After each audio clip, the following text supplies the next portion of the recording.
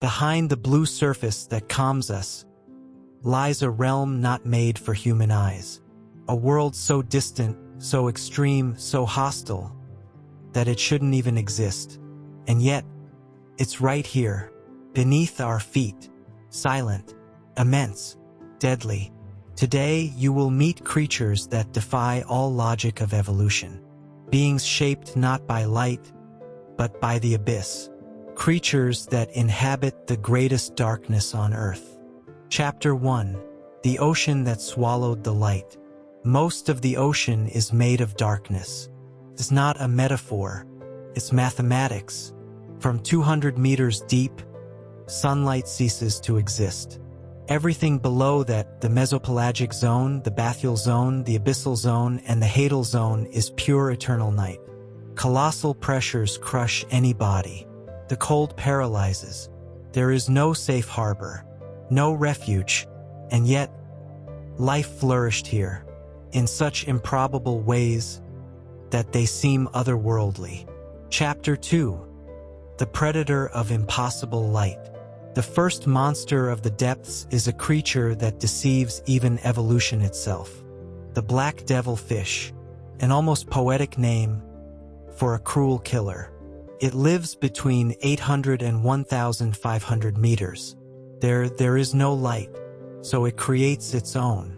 At the top of its head, a luminous filament, bioluminescent, sways gently, a beacon in the desert of death. Small, hungry fish, attracted by the promise of food, swim towards the light.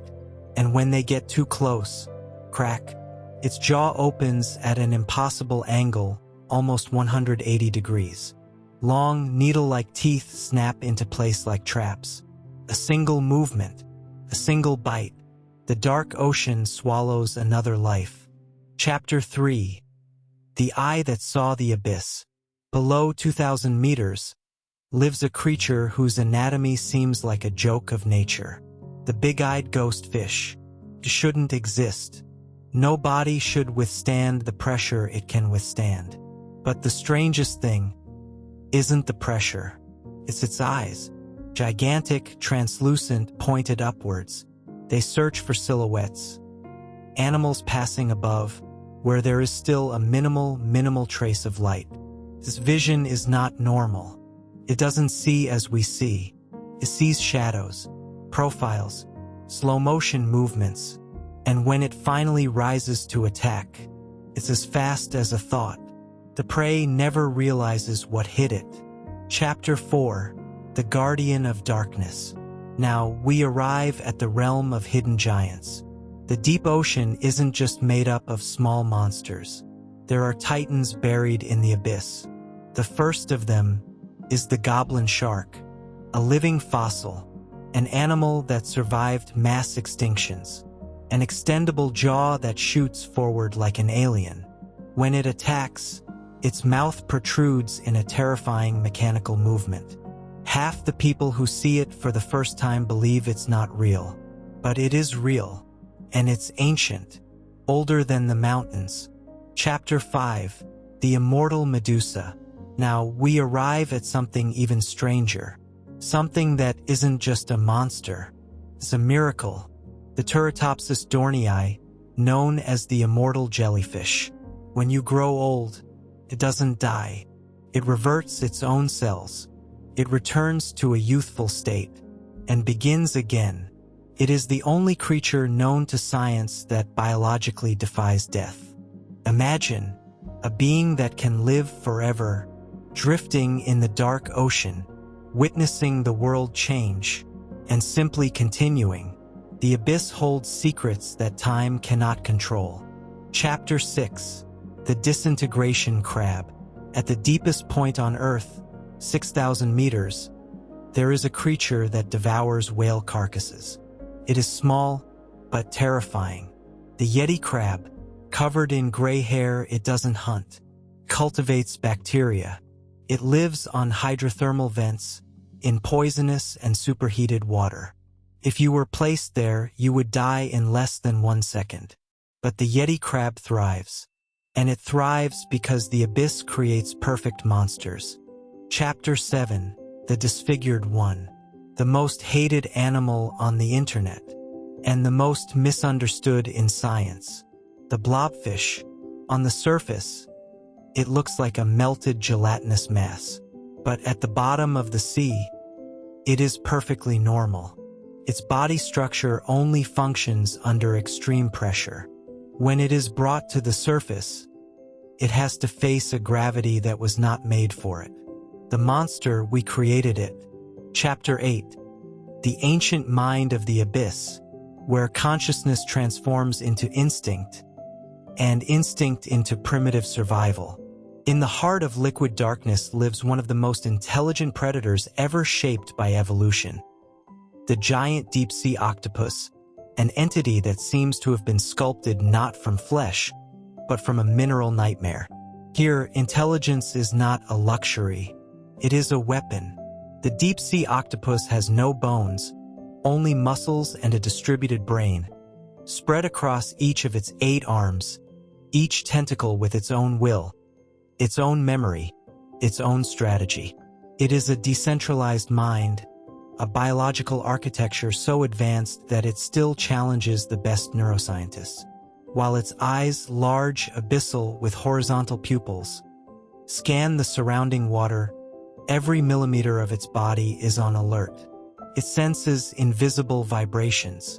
It perceives minute changes in salinity. It detects the movement of creatures we will never see. And among rock formations, like ruins forgotten by some underwater god, the octopus transforms. Sometimes it is stone, sometimes it is shadow, sometimes it is nothing. This hunt today is silent. An abyssal fish passes slowly, illuminating its own death with the bioluminescence it carries on the sides of its body. The octopus observes, calculates, waits, and then a shot. One tentacle advances like a liquid whip. Another seals the escape route. Another ensnares the prey. Another pulls it into its mouth. For tentacles hunt.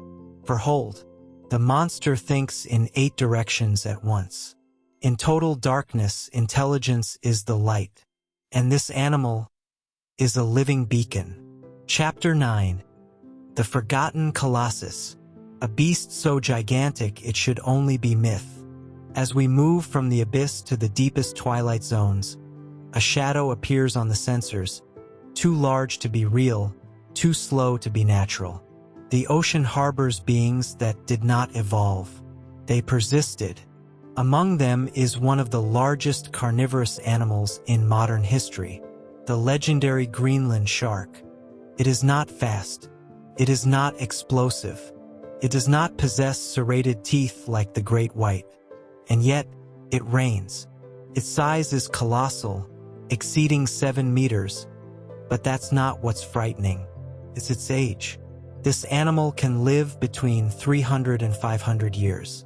It was alive before Leonardo da Vinci was born, before the Ottoman Empire, before Brazil was discovered. Imagine a predator that has been hunting since the Middle Ages. In its eyes covered by bioluminescent parasites, which cling to the corneas like living lanterns, the Greenland shark wanders in a slow, eternal trance. It doesn't need to see. It only feels. Every bacterium, every molecule, every vibration. And when it finds prey, dead, dying, or alive, it simply opens its mouth and swallows. It is patient. It is inevitable. It is the guardian of an era that no longer exists. It is proof that true monsters don't roar. They wait. Chapter 10. The Last Predator. A creature that shouldn't exist, and yet it breathes in the depths. To conclude our dive, we descend to the ultimate limit of life, the Hadal zone, more than 10,000 meters below the surface. Pressures so absurd that they crush warships like aluminum cans. Here, there should be no movement, no light, no hope, and yet, something moves. The camera first captures only a fragile, translucent silhouette. But, little by little, the forms of the Hadal snailfish are revealed, a creature that ignores all the rules of biology. This animal literally lives on the edge of the impossible. Its bone structure is as thin as liquid glass. Its body is as delicate as gelatin. But its capacity to survive is absolute. While other beings are crushed by the pressure, it is molded by it. While others deform, it adapts. While others disappear, it flourishes. It lives where no predator can follow it, where no human would survive even for a minute. This little fish is the ultimate reminder that life not only endures, persists. Throughout this documentary, you saw creatures that look extraterrestrial, but they are Earthlings. They share the same planet as you, the same ocean in which you swim, the same water that touches the beaches you visit. But they are not like you, and they don't need to be. The deep ocean is not a place for humans. It's not a place for light.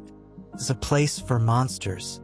And yet, they exist, and they thrive, in silence, in darkness, where life shouldn't exist.